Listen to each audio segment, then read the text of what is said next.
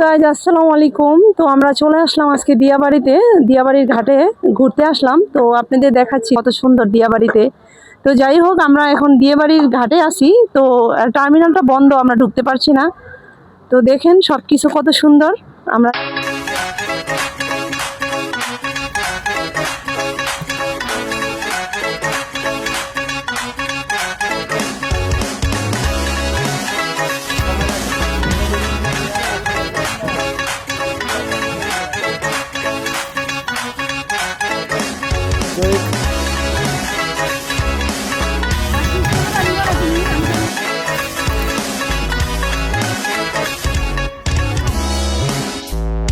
এটা আমার বাড়ি না,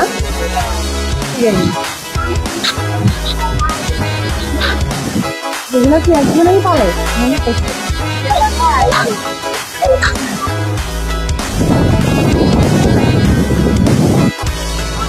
ওই পালে 20 টাকা।